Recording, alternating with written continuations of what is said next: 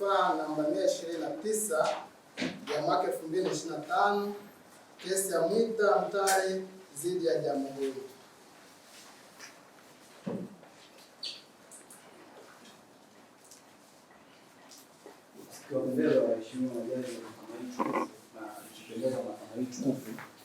Naitwa wakili Petro Masanja Sanabu, wakili upande wa Jamhuri, ambaye kwenye kisa hii tunasimama kama wajibu rufaa.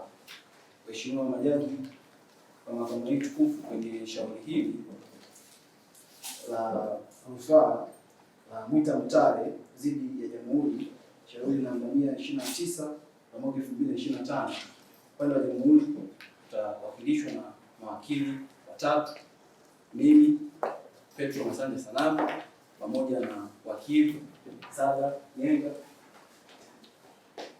ambaye kwa ruhusa ya mahakama hii tukufu, Mheshimiwa majaji, atajikita na kujielekeza zaidi katika kujibu hoja ya kwanza, na wakili Barnabas Lawi Patrice kwa ruhusa ya mahakama hii tukufu na ruhusa hii, Mheshimiwa majaji, atajikita zaidi katika kujibu hoja ya tatu, na mimi Mheshimiwa majaji atajikita zaidi katika kujibu hoja ya pili. Nashukuru sana Mheshimiwa majaji.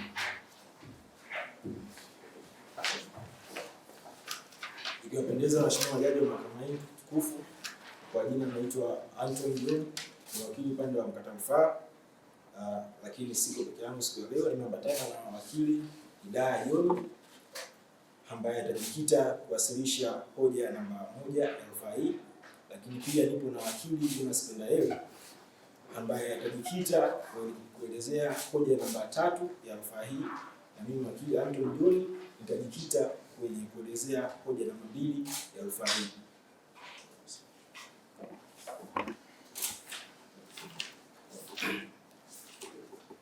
Ikipendeza mahakama hii tukufu na ikipendeza Mheshimiwa majaji, shauri hili leo tarehe 5 lipo mbele ya mahakama hii tukufu kwa ajili ya kusikilizwa, na shauri hili limeletwa hapa kutokana na pande wa waleta rufaa kutoridhika na maamuzi yaliyotolewa na mahakama ya wilaya ambayo yalimtia hatiani Mwita Mtare kwa makosa matatu.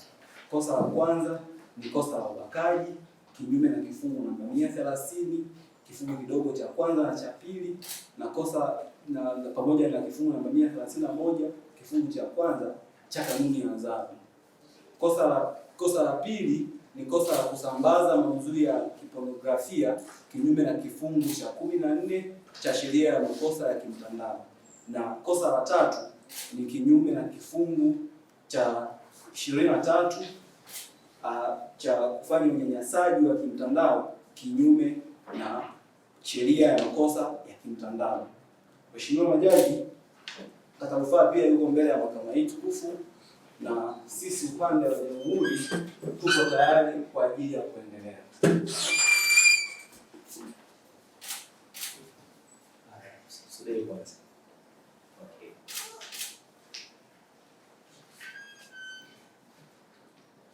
Mahakama iko wazi. Leo tunasikiliza rufaa namba 129/2025. Mimi ni jaji mkuu wa kikao, naitwa Selemani Ali Kimaro, nikiambatana na majaji wenzangu. Upande wa kulia naitwa Jaji Irene Michael Meta. Upande wangu wa kushoto Jaji Hidaya Hamad. Tunapenda kurekodi muonekano wa wahusika kama ambavyo mawakili wa serikali wameshatoa majina yenu, tayari yako kwenye rekodi, na mawakili wa utetezi. Sasa tunaanza na kesi. Endelea.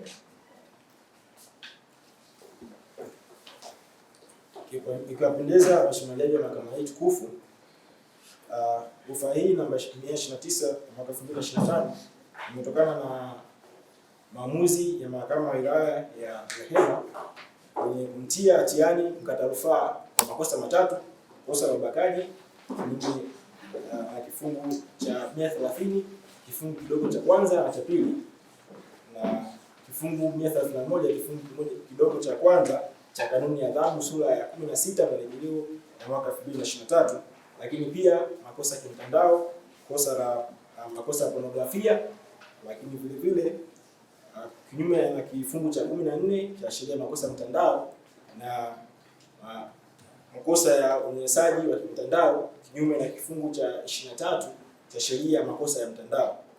Hivyo kuafikiana kwenye hoja tatu za rufaa hii.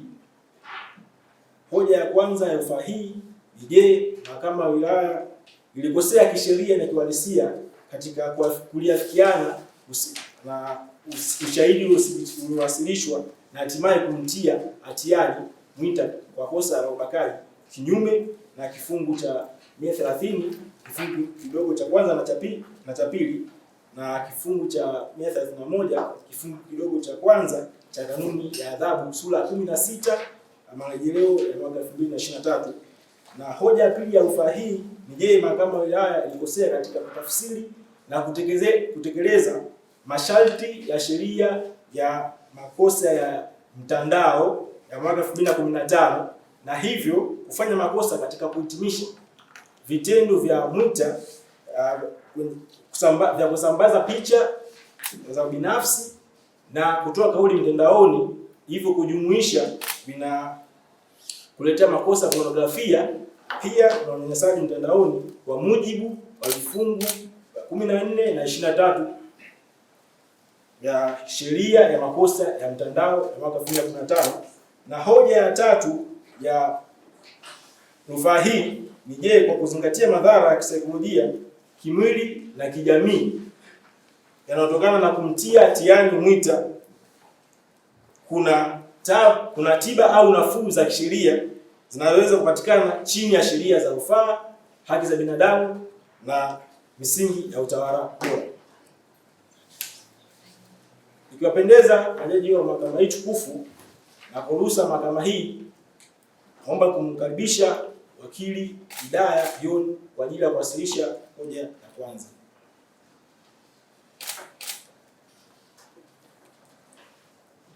Asante mheshimiwa.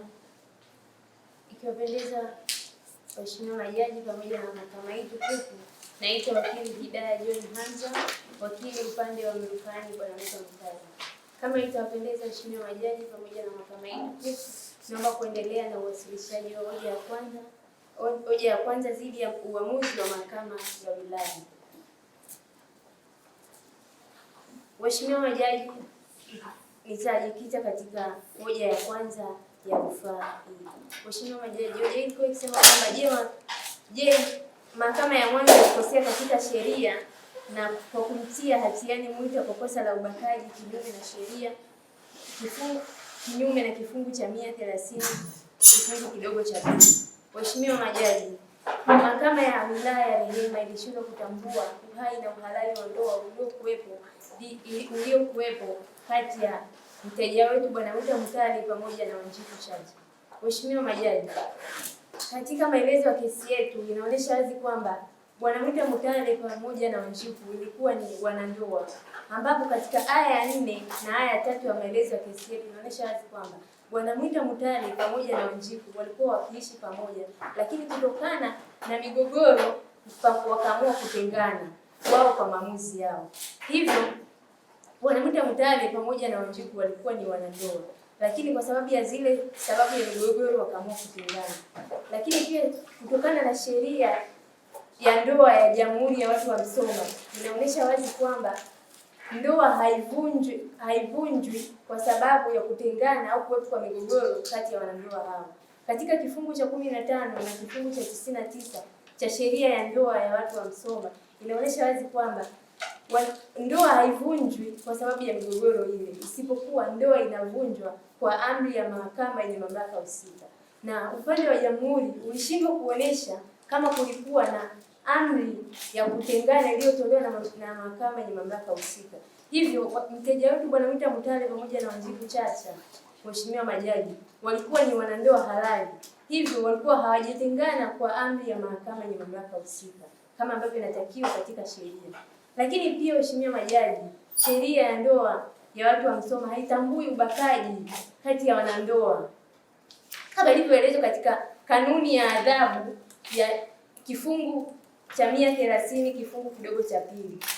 Tafsiri ya wazi ya moja kwa moja ya hii sheria, kanuni ya adhabu, inaonyesha wazi kwamba mume hawezi kumbaka mke wake kwa sababu wale wanandoa tayari wanaridhaa ya kufanya tendo lile la ndoa. Hivyo Bwana Mwita Mutale pamoja na Wanjiku, Bwana Mwita Mutale alikuwa anajaribu kupata haki yake ya ndoa kutoka kwa Wanjiku.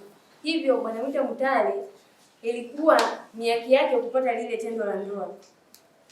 Lakini pia waheshimiwa majaji, hoja hii inathibitisha pia katika kesi ya Ramadhani Saidi dhidi ya Bi Fatuma, kesi ya mwaka 1989 iliyoripotiwa. Waheshimiwa majaji, katika kesi hii Mahakama Kuu iliamua kwamba ndoa haivunjwi, kuwepo kwa migogoro au kutengana kwa wanandoa hakuathiri uhalali wa ndoa kama ilivyokuwa kwa mteja wetu Bwana Mwita Mutale pamoja na mke wake Wanjiku. Walikuwa tayari ni wanandoa, walitengana kwa sababu ya migogoro ile, na kulingana na hii kesi, uamuzi wa hii kesi, Bwana Mwita Mutale pamoja na Wanjiku walikuwa wametengana tu kwa maamuzi yao kutokana na migogoro hii. Hivyo kutokana na maamuzi ya hii kesi, kuwepo kwa migogoro ile ya kuathiri uhalali wa hii ndoa. Lakini pia waheshimiwa majaji wa mahakama hii, upande wa jamhuri ulishindwa kuthibitisha bila ya shaka yoyote kama kulikuwa hamna ridhaa kutoka kwa Wanjiku na kwenda kwa Bwana Mwita Mutale mteja wetu, kwa sababu hakuna shahidi aliyeona tukio lile. Kulikuwa hamna shahidi wala majirani aliyekuja kutoa taarifa kwamba Bwana Mwita Mutale alimwingilia kwa nguvu Wanjiku Chacha ambaye ni mke wake. Hivyo waheshimiwa majaji, Bwana Mwita Mutale kupata tendo la ndoa ilikuwa ni haki yake. Kitendo cha yeye kufungwa kwa kosa la ubakaji ni kinyume na sheria. Naomba kuwasilisha. Na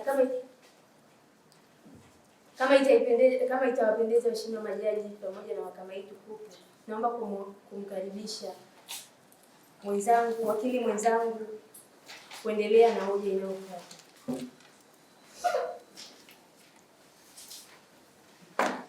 Ikiwapendeza waheshimiwa majaji wa mahakama hii tukufu, nitajikita kwenye hoja ya pili ya rufaa hii ambayo inasema, je, mahakama ya wilaya ilikosea katika kutafsiri na kutekeleza masharti ya sheria ya makosa ya mtandao ya 2015 na hivyo kufanya makosa katika kuhitimisha vitendo vya Mwita vya kusambaza picha binafsi na kutoa kauli mtandaoni vinajumuisha makosa ya pornografia na unyanyasaji wa mtandaoni kwa mujibu wa vifungu vya 14 na 25 wa sheria ya makosa ya mtandao.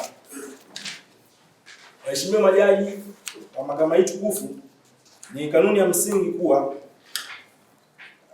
vifungu vya 14 na 25 wa sheria ya makosa ya mtandao vinaeleza kuwa ni kosa sasa. Kwenye kifungu cha 14 cha sheria ya makosa ya mtandao, ni kosa kwa mtu kuchapisha picha au nasema picha mjongeo vyenye maudhui ya kingono au pornografia. Vivyo kwenye kifungu cha 25 cha sheria makosa ya mtandao kinazungumzia pia uchapishaji wa taarifa ambazo zinaonyesha kumtishia mtu, ili tuseme kuna unyanyasaji wa mtandaoni. Hivi vyote vifungu viwili vyote vinahitaji uchapishaji au mchapishaji. Waheshimiwa wajaji wa mahakama hii tukufu, mahakama ya wilaya ya Rehema iliegemea kwenye ushahidi ulioletwa na mfaniwa bila kuzingatia au kumidentify mchapishaji. Tunasema kumidentity author au publicator wa hizo taarifa. Mheshimiwa majaji wa mahakama hii tukufu, naomba niwarejelee kwenye kesi ya Exim Bank Tanzania Limited versus Kilimanjaro Coffee Company commercial case namba 29 ya mwaka 2011, Mahakama Kuu Commercial Division ya Dar es Salaam, ambayo ilisema ni kanuni ya msingi kwa mahakama kupokea ushahidi wa kimtandao ambao unabidi ili kuwa na legal effect kwenye kufanya maamuzi ya shauri, inahitaji kuwe kunasema establishment of authentication, kuwe na utambulishi wa cheti cha uthibitisho halisi. Mheshimiwa majaji wa mahakama hii tukufu, mahakama ya wilaya ya Rehema iliegemea ushahidi uliowasilishwa na mfaniwa ambao haukuwa na cheti cha uthibitisho wa uhalisi, lakini pia ulishindwa kuwa na mlolongo wa ulinzi. Kwa lugha ya Kimombo au lugha ya Magharibi tunasema chain of custody. Mheshimiwa majaji wa mahakama hii tukufu, ni kwa mujibu wa kifungu cha 19 kifungu kidogo cha pili na cha tatu cha sheria ya miamala ya kielektroniki ambacho kinasema ili kuegemea kwenye ushahidi unaotokana na mtandao au ushahidi wa kielektroniki inabidi au yapasa kuwa na mlolongo wa ulinzi, cheti cha kuthibitisha uhalisi. Hivyo mahakama ya wilaya ilifanya makosa katika kuegemea ushahidi ambao haukukidhi vigezo na masharti ya sheria na kumtia hatiani mteja wetu Mwita Mutale. Mheshimiwa jaji wa mahakama hii tukufu,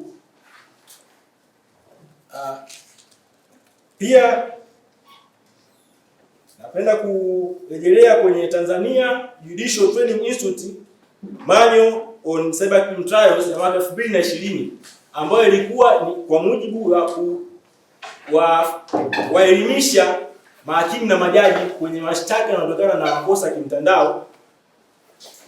Moja ya funzo ambayo ilikuwa napewa majaji na mahakimu ni kuhusiana na, kwa lugha ya Magharibi tunasema admissibility of electronic evidence, ambapo walisema kwamba ili ushahidi wa kimtandao au wa kielektroniki ukubalike mahakamani yapasa kuwa na vitu viwili: cheti cha uthibitisho wa uhalisi na mlolongo au mnyororo wa ulinzi. Mheshimiwa majaji wa mahakama hii tukufu, ni dhahiri mahakama wilaya ya Rehema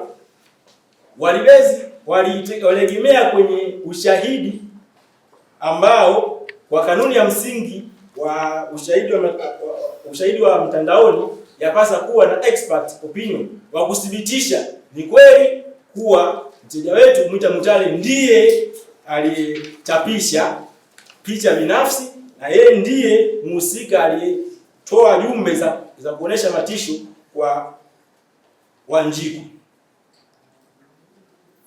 Waheshimiwa majaji, naomba kunakili au kurejelea kunukuu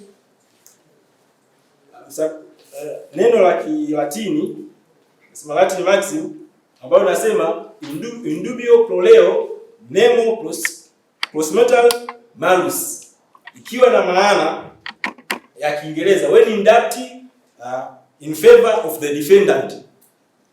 Kwa tafsiri ya Kiswahili, palipo na shaka basi ni nafuu ya mshtakiwa.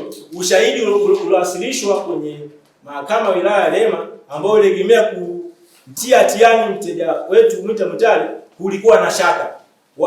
Upande wa mfaniwa walishindwa kuthibitisha basi na shaka kuwa mteja wetu Mwita Mutale ndiye mwandishi au mchapishaji wa picha za binafsi za Wanjiku na pia ndiye mhusika ambaye tuma jumbe zinazoashiria unyanyasaji wa mtandaoni.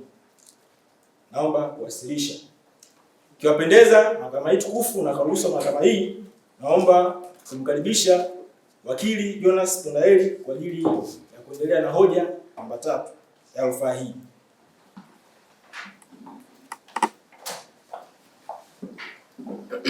Waheshimiwa majaji, kama ikiwapendeza, kwa kumbukumbu za mahakama, jina langu ni Jonas Johnson Pondaeli, wakili upande wa rufani. Waheshimiwa majaji, kama ikiwapendeza pia, naomba moja kwa moja kujielekeza katika kuwasilisha hoja ya 3 ya sababu za rufaa hii. Hoja ya 3 ikiwa imelenga kuhoji, je, ikizingatiwa madhara ya kisaikolojia na madhara ya kijamii ambayo wameyapata ndugu mrufani Mwita Mutale, kuna stahiki gani za kisheria ambazo anaweza kuzipata kuweza kutibu madhara hayo aliyoyapata. Waheshimiwa majaji, kwa heshima yenu naomba niseme moja kwa moja ya kwamba ndio kuna nafuu ama kuna stahiki za kisheria na haki za mrufani anazoweza kuzipata kutoka kwenye mahakama hii kutokana na hukumu ambayo ilikiuka kanuni za msingi za kisheria na ilimtia hatiani pasipo kuzingatia kanuni na sheria za nchi. Waheshimiwa majaji, kwa mujibu wa sheria za rufani, lakini pia ikisomwa pamoja na kanuni za mamlaka ya mahakama za rufani, kifungu cha 4 kifungu kidogo cha kwanza na cha pili, sheria hii inaipa mamlaka mahakama yoyote ya rufani ambayo inasikiliza shauri la rufani kufanya mambo yafuatayo. Waheshimiwa majaji, jambo la kwanza ni kufutilia mbali hukumu ama adhabu yoyote iliyotolewa na mahakama yoyote ya awali iliyosikiliza shauri ambayo haikuzingatia kanuni muhimu za kisheria. Na pili ni inaipa mahakama uwezo wa kuirejesha shauri hilo kwenye mahakama iliyosikiliza shauri hili ili iweze kusikilizwa kwa upya na kuweza kufanyiwa marekebisho ya sheria ambazo hazikuzingatiwa. Na tatu, mahakama kutoa hukumu yoyote ambayo mahakama itaona ni haki kwa mujibu wa sheria za Jamhuri ya Watu wa Musoma. Waheshimiwa majaji, tunaomba leo hii mahakama hii itumie mamlaka haya ambayo imepewa kisheria kuweza kutoa haki kwa mteja wetu Mwita Mutale ambaye leo hii amehukumiwa pasipo na kuzingatia sheria muhimu. Waheshimiwa majaji, kuonyesha kwamba mteja wetu Mwita ameonewa, ninaomba kurejelea katika hoja ya kwanza ya msingi ya rufaa hii, ikiwa ni kosa namba 1 aliloshitakiwa nao. Waheshimiwa majaji, mteja wetu ametiwa hatiani kwa kosa la kumbaka mke wake. Waheshimiwa majaji, naomba kurudia. Mteja wetu ametiwa hatiani kwa kosa la kumbaka mke wake. Waheshimiwa majaji, sote tunafahamu na ni ukweli ambao hujapingwa na pande yoyote kwamba mpaka hivi sasa hakuna ushahidi wowote uliowasilishwa mahakamani hapa wa kuonyesha kwamba Bwana Mwita Mutale na Wanjiku si wanandoa.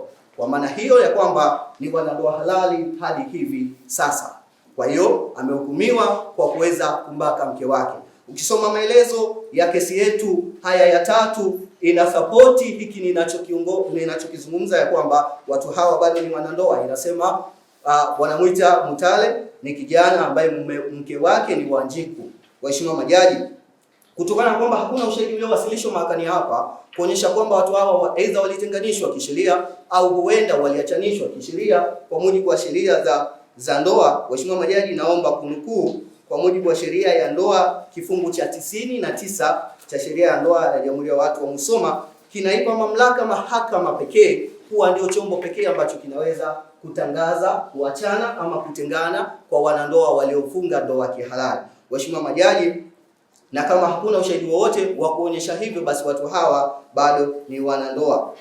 Kwa kusema hivyo, waheshimiwa majaji, watu hawa ni wanandoa hadi hivi sasa ninavyozungumza, na iliibuliwa hoja wakati tunaendelea na mlolongo wa kesi hii kwenye rekodi za mahakama na kumbukumbu za mahakama ya kwamba baada ya Mwita kutengana na mke wake alienda akaoa mtu mwingine na Wanjiku akaolewa na mtu mwingine, lakini ukweli huu unapingwa na sheria zetu kwa sababu kama kulikuwa kunaendelea na uwepo wa ndoa, hakuna mtu ambaye anaruhusu mtu kuolewa akiwa kwenye ndoa. Mheshimiwa majaji, naomba kuwasilisha kesi ya Ramadhani Saidi dhidi ya Mohamed Kilu, kesi ya mwaka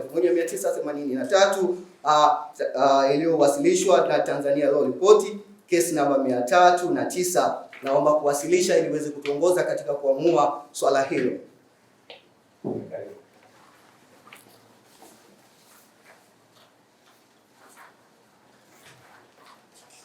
Mheshimiwa Majaji, naomba kuendelea na hoja ya msingi.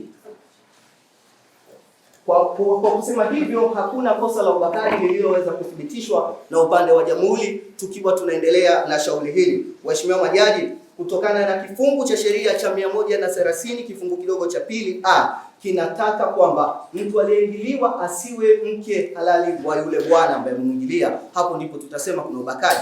Kwa hiyo kama aliyeingiliwa alikuwa ni mke halali wa Bwana Mwita, hapo hakuna kosa la ubakaji. Na kwa kusema hayo basi, mteja wetu amehukumiwa kwa kuonewa na uonevu mkubwa sana dhidi ya haki zake. Sambamba na hilo, waheshimiwa majaji, ninaomba kurejelea katika maelezo ya kesi yetu haya ya 9.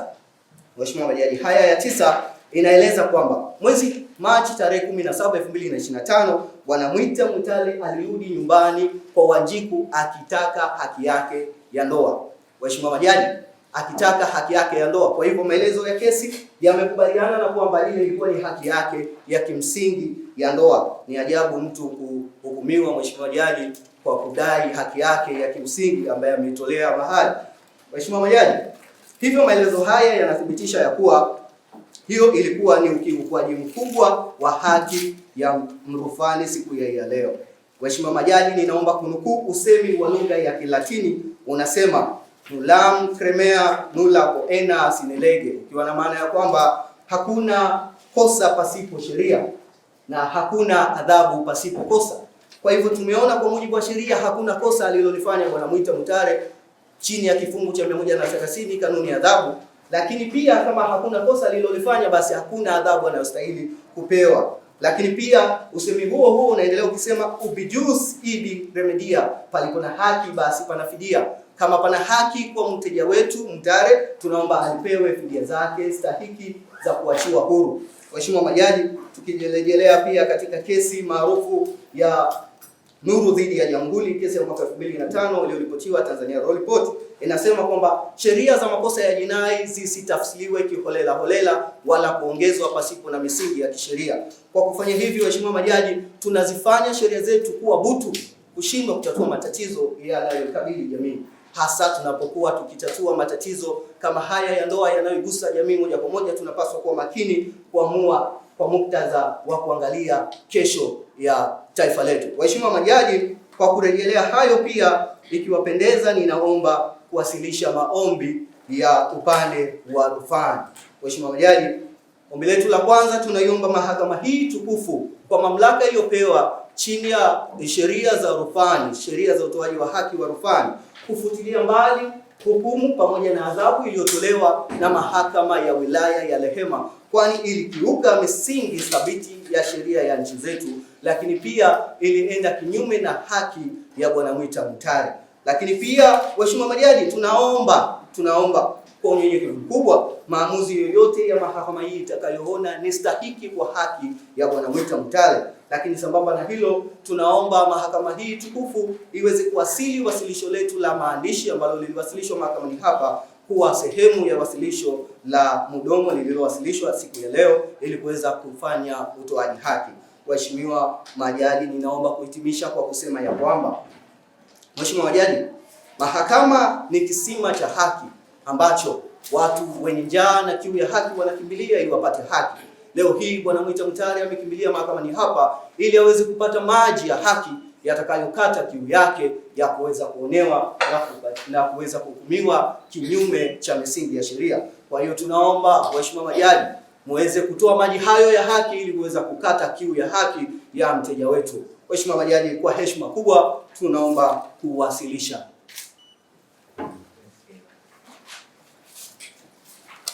Tumepata hoja ya Dylan. Sasa ni muda wa kuinvite the next attorneys to respond. Tunashukuru Mheshimiwa Majaji kwa kumbukumbu za mahakama, na ikipendeza mahakama yetu kwa Majaji, naitwa wakili Samavi Masanja, wakili wa serikali. Mheshimiwa Majaji, kwa heshima kubwa ya mawasilisho yaliyowasilishwa na upande wa waleta rufaa, Sisi upande wa jamhuri tutajibu hoja zote tatu, na Mheshimiwa Jaji wakili Saada Nyenga atatumia dakika 8 kujielekeza na kujikita zaidi kwenye kujibu hoja ya kwanza, na mimi kwa ruhusa ya mahakama hii tukufu, Mheshimiwa Majaji, baada ya wakili Saada nitatumia dakika 6 katika kujielekeza na kujikita zaidi kwenye kujibu hoja ya pili, na Barnabas kwa ruhusa ya mahakama hii tukufu, Mheshimiwa Majaji, atatumia dakika 7, dakika 5 za kujibu hoja na dakika 2 za kufanya maombi kwenye mahakama hii tukufu. Kwa ruhusa ya mahakama hii tukufu na ruhusa yenu, Mheshimiwa Majaji, naomba nimkaribishe wakili Saada Nyenga kwa ajili ya kujibu hoja ya kwanza.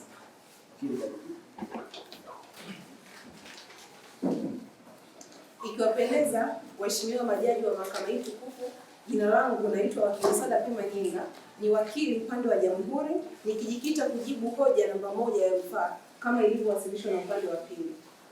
Waheshimiwa majaji wa mahakama hii tukufu, kwanza kabisa ninapenda kuiambia mahakama kwamba mahakama ya awali haikujielekeza vibaya kabisa katika kuitafsiri sheria na kukubali ushahidi na kumtia hatiani Bwana Mwita Mutale kwa kosa la ubakaji, kinyume na kifungu namba 130 kifungu kidogo cha kwanza na cha pili, pamoja na kifungu namba 131 kifungu kidogo cha kwanza cha kanuni ya adhabu ya Jamhuri ya Watu wa Musoma.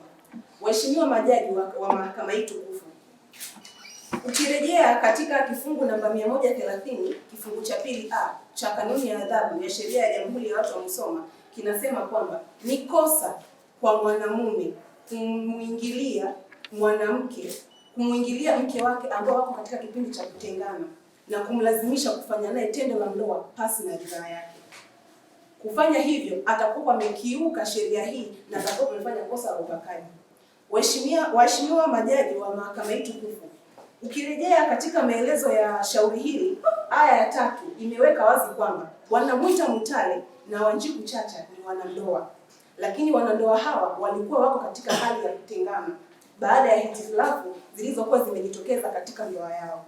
Waheshimiwa majaji wa mahakama hii tukufu, kama tunavyofahamu kwamba lengo hasa la kutengana kama ilivyoelekezwa katika kifungu namba 67 na 99 cha sheria ya ndoa ya watu wa Jamhuri ya Musoma ni kwa si kwamba ndoa inapokuwa imevunjwa kwa mujibu wa sheria, hapana, bado ni wanandoa halali, isipokuwa wanandoa hawa wanakuwa wako katika kipindi cha kujitafakari na kuangalia namna ambayo wanaweza kupumzika na kuweza kuona kama wanaweza kurudisha mapenzi katika ndoa yao. Waheshimiwa majaji wa mahakama hii tukufu, katika maelezo haya ya kesi, baada ya kutengana, Wanjiku Bwana Mwita Mutale alisitisha huduma zote za msingi kwa Wanjiku, ikiwemo chakula, mavazi, makazi, hali ambayo ilimpa Wanjiku tabu kuweza kuendelea kumudu maisha yake na ikampelekea kwenda kuomba urafiki na kijana ambaye walikuwa wamehitimu wote shule ya msingi, kijana ambaye alimsaidia kumpa hifadhi ya makazi na malazi na kumsaidia huduma zingine ili aweze kukidhi mahitaji yake. Waheshimiwa majaji wa mahakama hii tukufu, narejea tena kifungu namba 130 kifungu kidogo cha pili a kwamba katika kipindi cha kutengana ni kosa mwanaume kumlazimisha mke wake kufanya naye tendo la ndoa pasi na ridhaa yake. Na katika kipindi cha kutengana, kitu cha kwanza ambacho kwa kinasisitishwa baina ya wanandoa ni tendo la ndoa. Lakini Bwana Mwita Mutale katika kipindi cha kutengana aliamua kwa nia, kwa kudhamiria kusafiri kutoka sehemu moja kwenda sehemu nyingine, kwenda kupeleleza anapoishi Wanjiku. Na alipofanikiwa kupata mahali anapoishi Wanjiku, aliingia katika makazi yake akimkuta peke yake bila ruhusa yake na kumwambia kwamba nimekuja kudai haki yangu ya ndoa. Waheshimiwa majaji wa mahakama hii tukufu, tendo la ndoa wanandoa wanapokuwa wametengana linakuwa limesitishwa kwa muda, lakini Wanjiku alienda kudai tendo hilo la ndoa. Pia akatumia nguvu aliyotumia, alichukua tambara la deki, alimziba nalo Wanjiku mdomoni na kwa nguvu alimwangusha chini na kufanikiwa kumwingilia na kufanya naye tendo la ndoa kwa nguvu pasi na ridhaa yake, kitendo ambacho kilimsababishia Wanjiku maumivu katika sehemu zake za siri.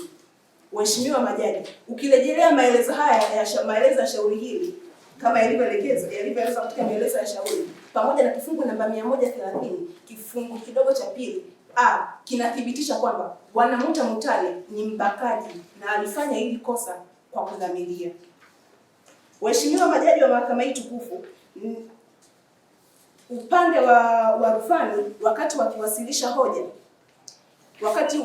wakati wa rufani wakiwasilisha hoja walisema kwamba Bwana Mwita Mutale na Wanjiku Chacha ni wanandoa, hivyo ilikuwa ni uhalali kwa Bwana Mwita kwenda kudai haki yake ya ndoa kwa Wanjiku Chacha.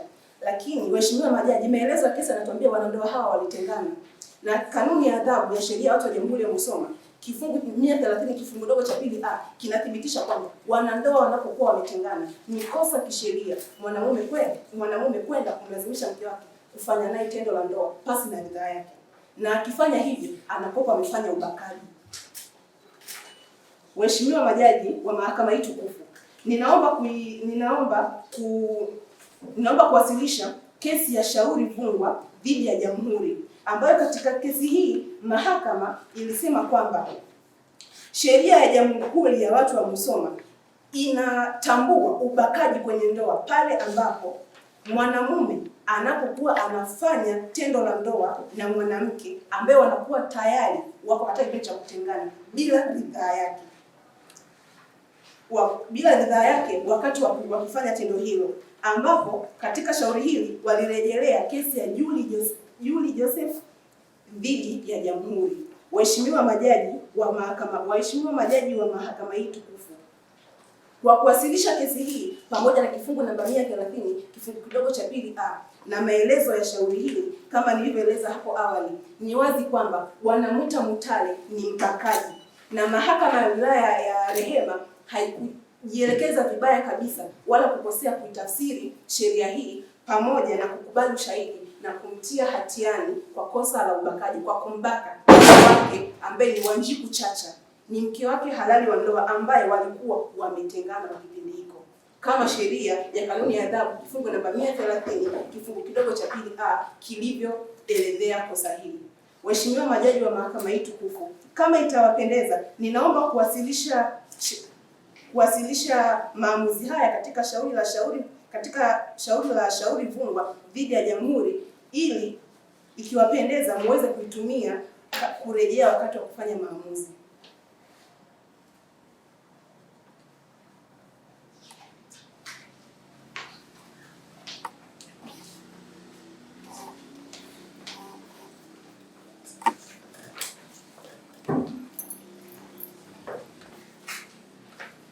Waheshimiwa majaji wa mahakama hii tukufu, ikiwapendeza, waheshimiwa majaji wa mahakama hii tukufu, ninaomba kumalizia kwa kusema kwamba mahakama ya wilaya ya Jamhuri ya Rehema haikujielekeza vibaya katika kutafsiri sheria pamoja na kukubali ushahidi na kumtia hatiani kwa kosa la ubakaji Bwana Mwita Mutale. Ikipendeza mahakama hii tukufu, ninaomba kumkaribisha wakili mwenzangu aweze kuendelea kuwasilisha hoja ya pili ya rufaa hii.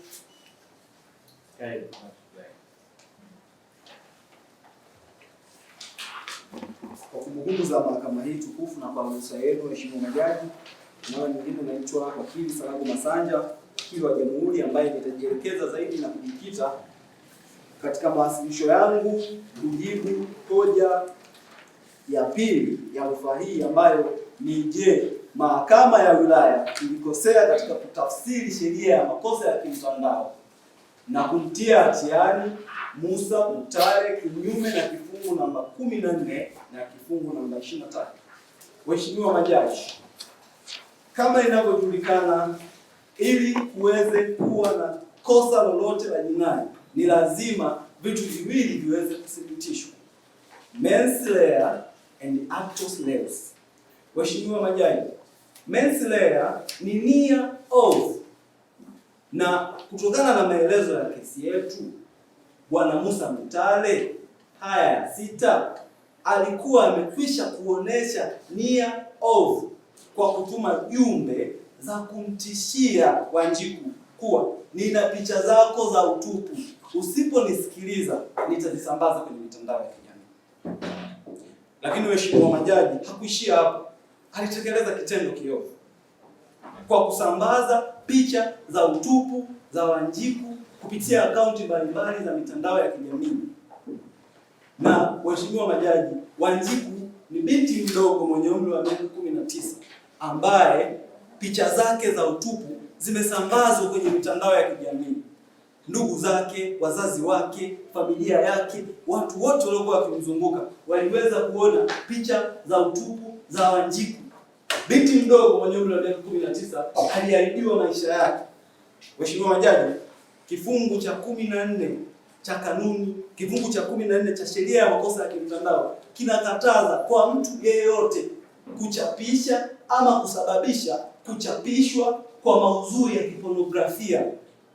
Hivyo mahakama ya wilaya haikujielekeza vibaya na ilikuwa sahihi katika kutafsiri kifungu hicho. Haya yote yameonekana kwenye maelezo ya kesi. Lakini waheshimiwa majaji, kifungu cha 23 cha sheria ya makosa ya kimtandao ambacho kinatengeneza kosa la unyanyasaji wa kimtandao, waheshimiwa majaji, sheria hii inakataza kwa mtu yoyote kutumia mitandao ya kijamii kutoa jumbe zenye vitisho, jumbe ambazo zinaweza zikamharasi mtu, zikampa mawazo. Mr. Mtale alifanya hayo kupitia akaunti mbalimbali za WhatsApp na Facebook. Alikuwa akimtishia Wanjiku kwamba nitapost picha zako za utupu kwenye mitandao ya kijamii. Alifanya hayo na imeonekana kwenye maelezo ya kesi, si mara moja, si mara mbili. Ilikuwa ni tabia yake ya kumtishia, akijua kwamba huenda katika kumtishia huko angeweza kumshawishi Wanjiku kurudi kwake. Lakini waheshimiwa majaji, kitendo cha Mwita cha kumtishia Wanjiku kilimsababishia kuishi na msongo wa mawazo, kilimsababishia kuishi na mawazo. Na mahakama ya wilaya ilikuwa sahihi na ilijielekeza vema kabisa katika kutafsiri kifungu cha 23 cha sheria ya makosa ya kimtandao. Lakini waheshimiwa majaji, wakati wa uwasilishwaji wa hoja ya pili na upande wa waleta rufaa, waheshimiwa majaji walisema kuwa kulikuwa hakuna expert opinion. Waheshimiwa majaji, ukiangalia kwenye maelezo yetu ya kesi haya ya 11, waheshimiwa majaji, baada ya kitendo cha kubakwa kwa Wanjiku aliripoti polisi na kitengo cha makosa ya mtandao pia kilihusika kufuatilia na kukusanya ushahidi. Waheshimiwa majaji, hoja ya kusema kwamba kulikuwa hakuna expert sio hoja itupiliwe mbali, kwa sababu maelezo yetu ya kesi yanatuambia kitengo cha makosa ya kimtandao, tunasema cyber crime unit, kilihusishwa. Kitengo cha makosa ya kimtandao kilihusishwa katika kukusanya ushahidi wa kidijitali. Kwa hiyo expert evidence zilikuwepo, expert opinion zilikuwepo. Kwa hiyo waheshimiwa majaji, ni dhahiri ya kwamba Bwana Mwita Mtale alitekeleza makosa ya kimtandao na mahakama haikujielekeza vibaya kumtia hatiani. Lakini waheshimiwa majaji, upande wa pili katika mawasilisho yao wamewasilisha commercial case, wamesite commercial case. Na sisi waheshimiwa majaji, shauri rufaa hii mbele ya mahakama hii tukufu ni rufaa ya jinai. Kwa hiyo ninaomba maamuzi ya kesi yaliyowasilishwa mahakamani hapa yasitumike wakati mahakama hii ikifanya upembuzi yakinifu wa hoja ambazo zimewasilishwa hapa. Lakini waheshimiwa majaji, nchi yetu Tanzania yetu haiwezi ikawa sehemu ya kuficha watu wanaoharibu future za watu wengine. Niombe mahakama hii katika kufanya maamuzi yake izingatie hilo, kwamba nchi yetu ni sehemu salama, ni sehemu salama ya mabinti wadogo, ni sehemu salama ya mabinti wadogo kutimiza malengo yao, kutimiza future zao. Watu wowote wenye nia mbaya, wenye nia ovu ya kuchafua au kuharibu future za mabinti wadogo, waheshimiwa majaji, waweze kupatiwa adhabu kwa mujibu wa sheria zetu na kanuni zetu.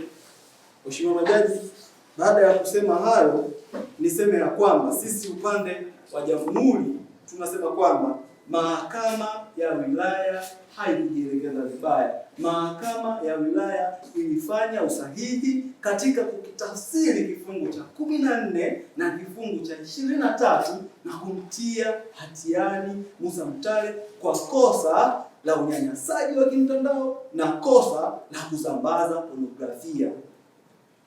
Asanteni Mheshimiwa Majaji. Na kwa ruhusa ya mahakama hii tukufu, naomba nimkaribishe wakili Barnabas aweze kujibu hoja ya 5.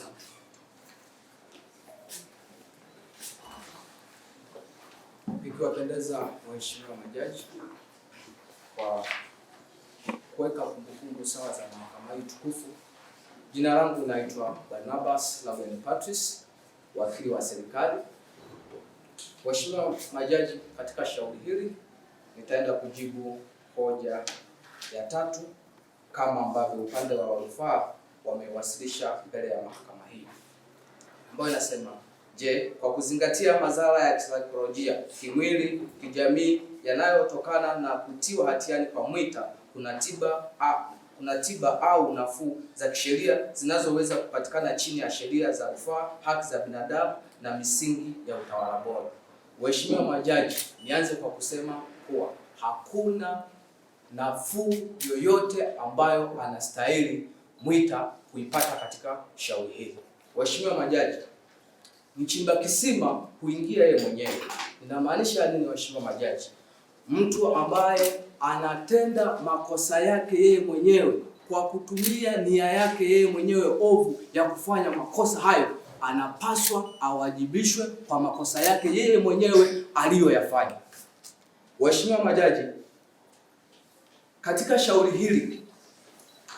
hili wakili wa upande wa wakata rufaa alisimama na kuieleza mahakama hii kuwa mahakama ya awali ilikosea kisheria na kimantiki kumwadhibu Mwita kwa kutokufuata sheria za nchi zilizopo. Waheshimiwa majaji, nipende kusema kuwa mahakama ya awali haikukosea kisheria na kimantiki kumwadhibu Mwita kwa makosa yake 3 aliyoyafanya kama ambavyo mawakili wenzangu wa serikali wameelezea. Waheshimiwa majaji, upande wa utetezi au wakata rufaa wa kesi yao wameiweka kwenye wamelalia kusema kuwa kuna ndoa. Waheshimiwa majaji, sisi hatukatai kuwa kuna ndoa. Ndoa ilikuwepo. Na kwa sababu ndoa ilikuwepo, hawa wawili waliamua kutengana. Haya waheshimiwa majaji, haya sio maneno yangu. Tukienda kwenye mwenendo wa shauri hili, aya ya 3 imeeleza wazi. Wawili hawa walitengana baada ya kutokea hitilafu kwenye ndoa yao. Na baada ya kutokea hitilafu kwenye ndoa yao, mhanga aliamua kutafuta sehemu ambapo anaweza kupumzika ili akili yake itulie. Ndipo alimtafuta rafiki yake aliyesoma naye, akampa hifadhi, akampa malazi, akampa chakula, akamsaidia na baadhi ya mahitaji mengine. Lakini kwa sababu Mwita alikuwa na nia ovu, na ndio maana alianza kutuma jumbe za kumtishia. Alipoona harespondi, hajibu chochote mhanga, akaamua kusambaza picha zake za utupu. Haya yote waheshimiwa majaji sio maneno yangu, ni maneno ambayo yapo kwenye mlolongo wa mwenendo wa shauri hili. Na hayo yote yameelezwa katika aya ya 6 alianza kumtishia. Aya ya 7 waheshimiwa majaji alitekeleza vitisho hivyo kwa kuzisambaza zile picha. Na aya ya 8 watu wengi waliziona. Lakini mbali na hapo, mhanga hakujibu chochote, aliamua kukaa kimya. Na ndipo nia yake rasmi ya mwisho ya 3, aliamua kusafiri kutoka kijijini alipokuwa akamfuata mjini kule ambapo mhanga alikuwa amekaa. Na alipofika pale alitumia nguvu. Waheshimiwa majaji, hebu tuchole taswira au tuchole picha kwenye vichwa vyetu. Tuchukulie kwa mfano, mtu anachukua dekio ambalo linakusanya kila aina ya uchafu, kila aina ya takataka, anamwekea mke wake mdomoni eti anadai haki ya ndoa. Waheshimiwa majaji, sheria ya ndoa yenyewe imeweka wazi, ndoa ni upendo. Na ndoa ni maelewano ya hiari kati ya mume na mke. Na wawili hawa sio kwamba sio wanandoa, ni wanandoa, walitengana ili kila mmoja akatafakari. Upande wa wakata rufaa wanaposema ni ndoa, sheria haitambui ubakaji. Waheshimiwa majaji, Tukirudi kwenye sheria yetu, tukaenda kwenye kifungu cha 130 kifungu kidogo cha kwanza na kile kifungu kidogo cha pili kinaeleza wazi, mwanaume ataonekana amefanya kosa la ubakaji ikitokea amemwingilia mwanamke ambaye si mke wake au mke wake ambaye tayari walikwisha kuwa wametengana. Na ni wazi, haya sio maneno yangu. Aya ya 3 nasema bwana hao walitengana, tayari walikuwa wametengana. Kwa mahakama ya awali ilikuwa sahihi kumwadhibu mhanga Mwita kulingana na makosa aliyoyafanya. Na ndio maana nasimama mbele ya hii mahakama kuiomba mahakama hii kusema kuwa maamuzi hayo hayakukosewa kisheria na kimantiki, na hivyo hastahili kupata nafuu zozote. Waheshimiwa majaji, kuna msemo unasema haki hainunuliwi. Haki hainunuliwi. Hatuwezi tukaenda kuuliza bei ya haki. Hatuwezi tukaenda kuuliza kwamba kuna mtu anamiliki haki. Haki inapaswa kutolewa kulingana na mtu anachostahili kupata kwa wakati huo. Upande wa utetezi, waheshimiwa majaji wanaposema kuwa haki haikutendeka, mhanga leo, waheshimiwa majaji, mhanga hatoki ndani. Mhanga muda wote analia, yupo ndani, ameathirika kisaikolojia, kijamii, kimwili kulingana na vitendo alivyofanya Mwita. Leo anasema wakili, nikitembea barabarani kila mtu ananyoshia mkono, ananicheka. Nitaficha wapi? Inafikia mpaka maamuzi ifikie hatua ajinyonge. Leo akisikia amemwachia huyu Mwita, si kesho ataenda kumalizia kabisa. Waheshimiwa majaji, naomba sana waheshimiwa majaji turejelee vizuri na tuweze kuyabariki yale maamuzi ambayo mahakama ya awali ilivyosema. Waheshimiwa majaji, naomba kuwasilisha hoja hiyo. Ikiwapendeza waheshimiwa majaji, naomba kuwasilisha maombi yetu. Waheshimiwa majaji, kuna kanuni inasema hivi, mahakama si mama yako ili ikupe kile ambacho haujakisii wala kuomba. Haya sio maneno yangu waheshimiwa majaji, haya ni maneno ambayo waheshimiwa majaji waliaibua katika kesi ya Edson Mtafia versus Michael dhidi ya Michael Mtafia, rufaa ya Milasi namba 6 ya mwaka 2020. Mahakama Kuu ya Tanzania ilisema hatuwezi tukakupa kile ambacho hujakiomba. Hivyo basi sisi kwa upande wa rufaniwa, kwa unyenyekevu mkubwa, tunaiomba mahakama hii tukufu iweze kutupilia mbali rufaa hii na gharama, lakini vile vile iweze kuyabariki yale maamuzi yaliyofanywa na mahakama ya rufaa. Naomba kuwasilisha. Waheshimiwa majaji, kwa kumalizia, naomba wasilisho letu la maandishi liwe sehemu ya wasilisho letu la mdomo. Naomba kuwasilisha.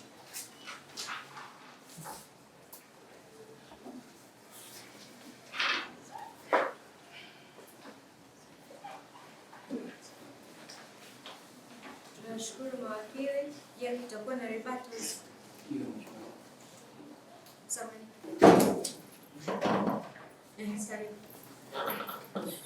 Mheshimiwa majaji wa mahakama hii tukufu, ikiwapendeza tunaomba tuwe na rebuttal kwa upande kwa kuongezea kwa yale mawasilisho ambayo tumekwisha kuyafanya kwa upande wa wakili. Naomba aanze upande wa mrekebisho.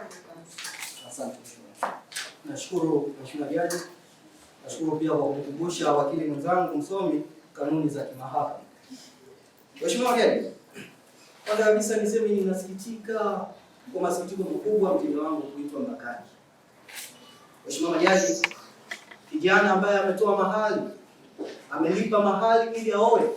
Mheshimiwa majaji, ametoka kwa ajili ya kwenda kutafuta ili alishe familia yake. Mheshimiwa majaji, leo anadai haki yake ya kimsingi ya ndoa, anaambiwa mbakaji.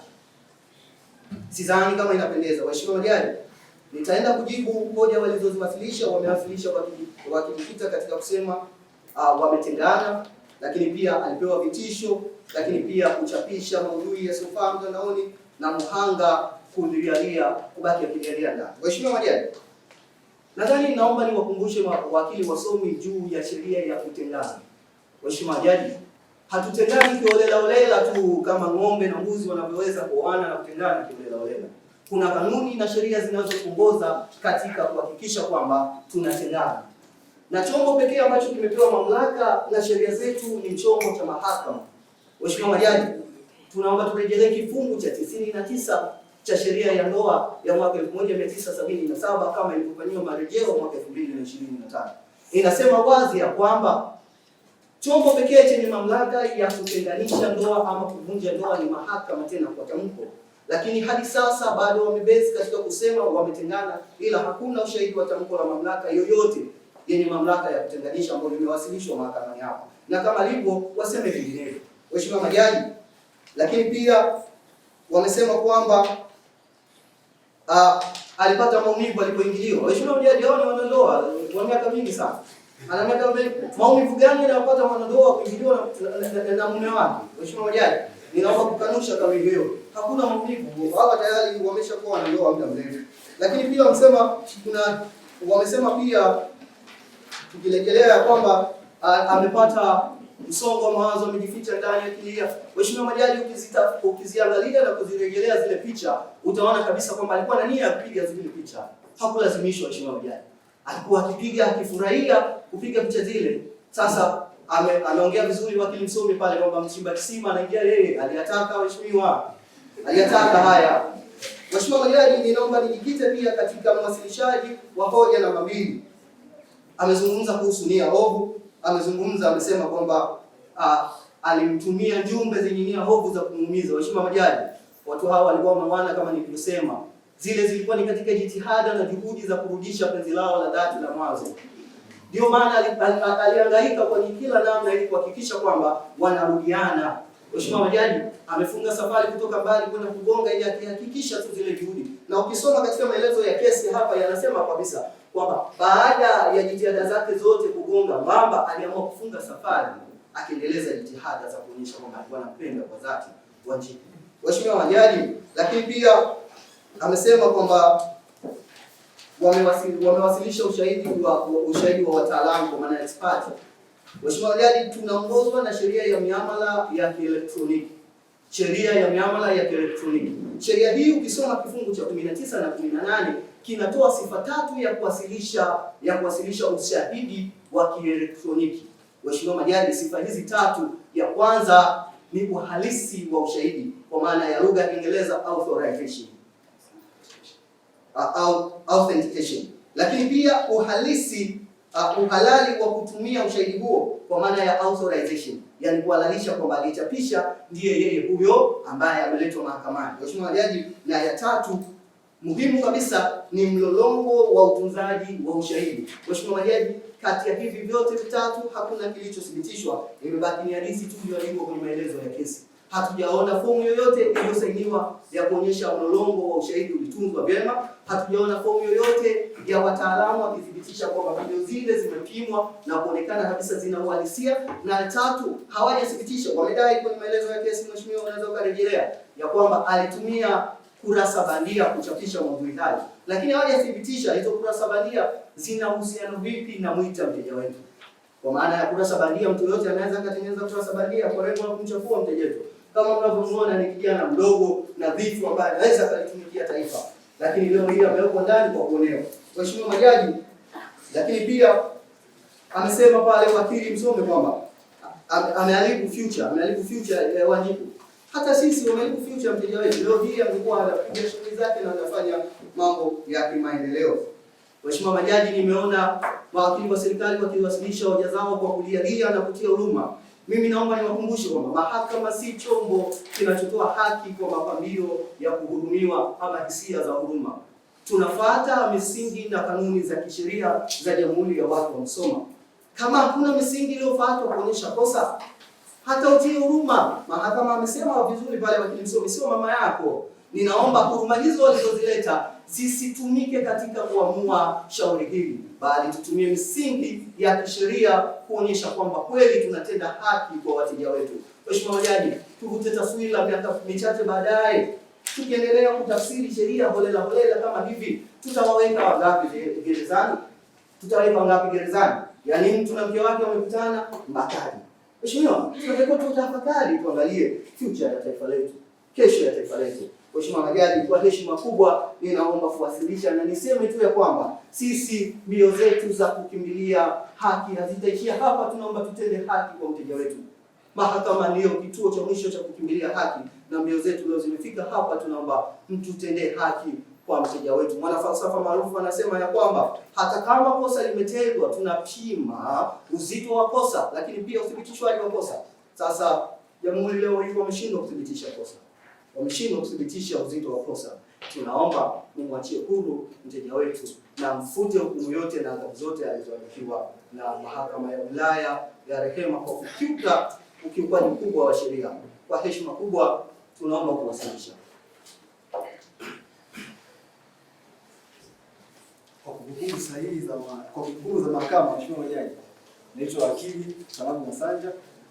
Kwa ruhusa ya mahakama hii tukufu, Mheshimiwa Majaji, naomba nifanye saburi.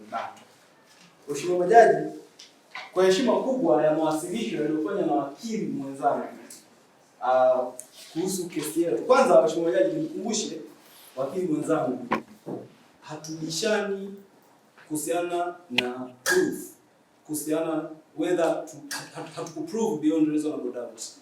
Mheshimiwa Majaji, the issue on hoja yetu ni mahakama haikutafsiri sahihi. Sio kwamba upande wa jamhuri haukuthibitisha pasina shaka. The issue sio upande wa jamhuri kuthibitisha. Mheshimiwa Majaji, kwa kuweka sawa kwamba mahakama haikufanya tafsiri sahihi. Sasa baada ya kuweka hilo sawa, Mheshimiwa Majaji, umekuwa hoja kadhaa kuhusiana na authentication and chain of custody.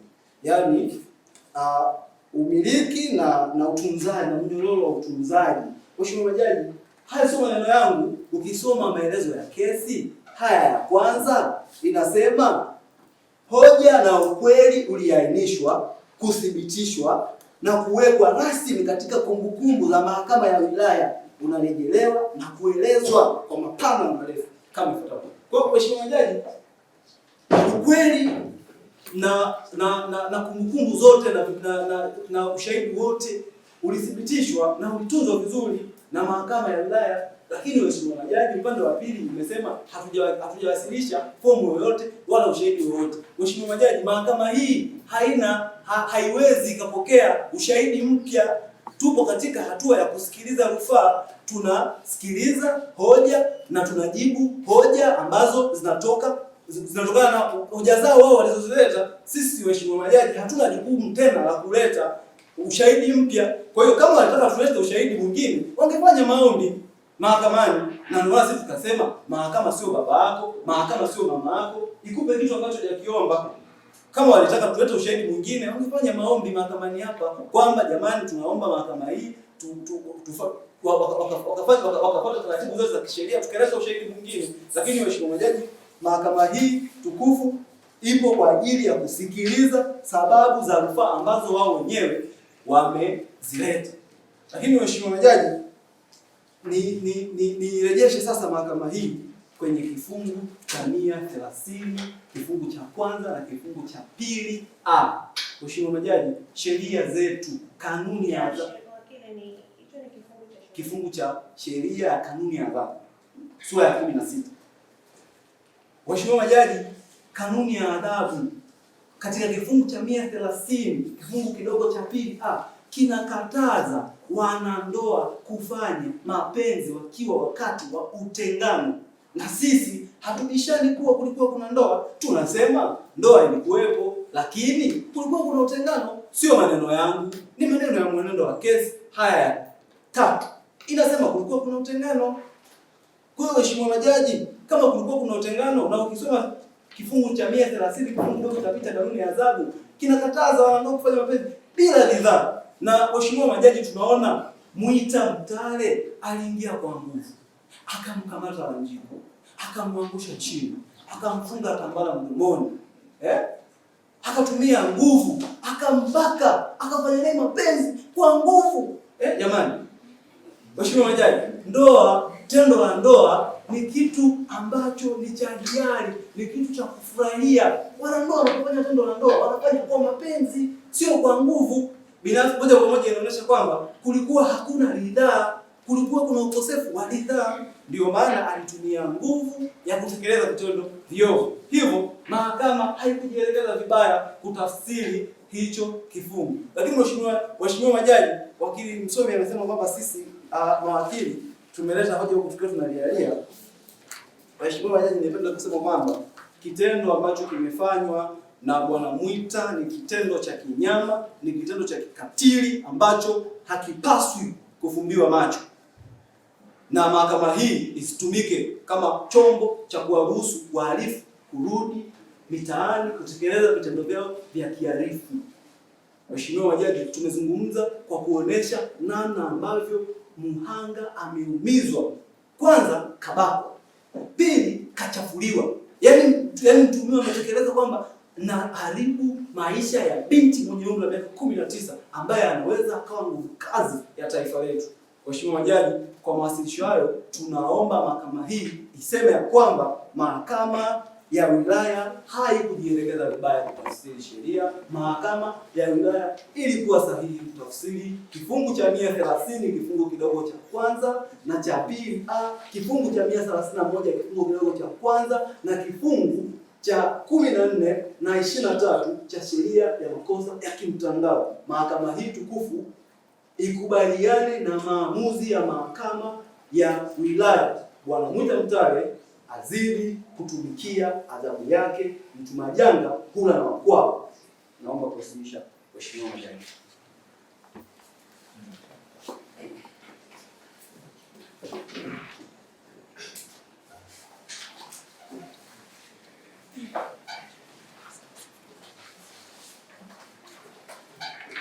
Tumewasikiliza upande zote wa mleta mashtaka pamoja na wa appellants pamoja na respondents. Mahakama hii itaahirishwa kwa dakika 3. Baada ya hapo tutakuja kusikiliza hukumu ya kesi hii.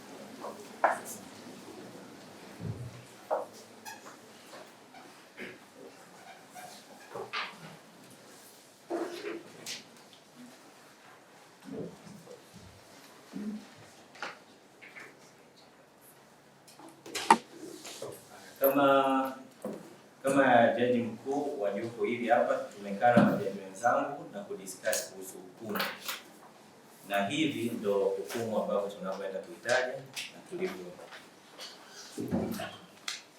Taisoma kwa Kiingereza.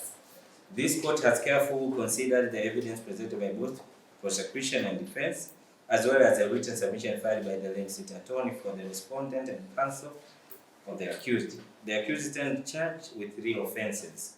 The first one is rape, contrary to section 130 and 131 of the Penal Code. Second is publication, distribution of pornographic content. Third is cyberbullying. The standard of proof in this case. The law is settled that the criminal cases, the burden of proof rests entirely on the prosecution, and the burden of proof must be discharged beyond reasonable doubt, or we can call beyond the shadow of doubt. The accused bears no duty to prove his innocence. First, we start with the first count, rape. This court has evaluated the testimony of the victim, medical report evidence standard, and the collaborative circumstances presented. The victim evidence was consistent, credible, and unshaken. During written submission, and what we found out, any sexual act without the consent is rape. whether the parties are married, separated, or complete strangers. Okay? It's still there. So, therefore, we found the prosecution has proved the offense of rape beyond the reasonable doubt. The accused is accordingly convicted. And we came to the second count, publication or distribution of pornographic content. The evidence by the ICT expert established that the pornographic image originated from the accused. There were no expert opinion, there were no authentication, there were no proper chain of custody, everything was fumbled. So this count, the prosecution failed to prove beyond reasonable doubt. We came to the third, cyberbullying.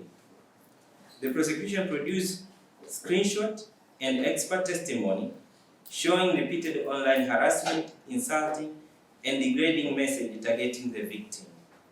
Yes, of course, but it relies again in the same thing. No expert opinion, no authentication, no chain of custody. And now the prosecution in this failed to prove beyond reasonable doubt. And so, now we found him guilty of the first count, which is rape. Now we are going to the litigation factor and the abbreviations.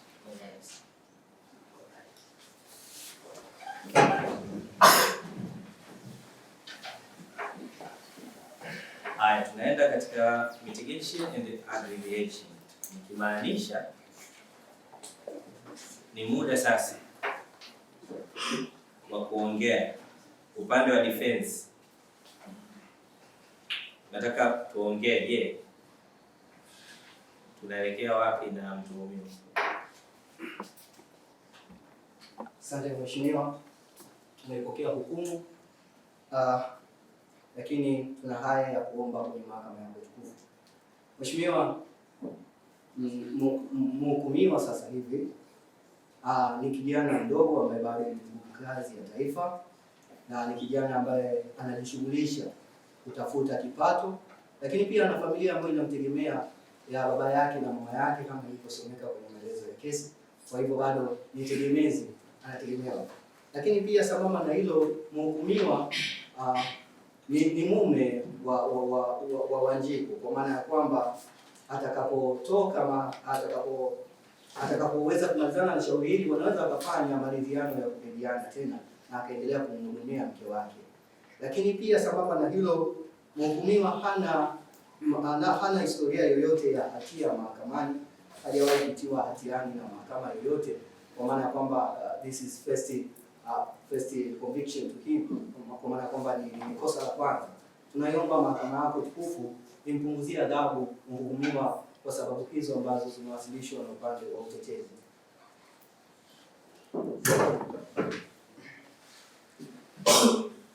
Tunapendeza Mheshimiwa Jaji na mahakama yetu tukufu, tumepokea kwa unyenyekevu.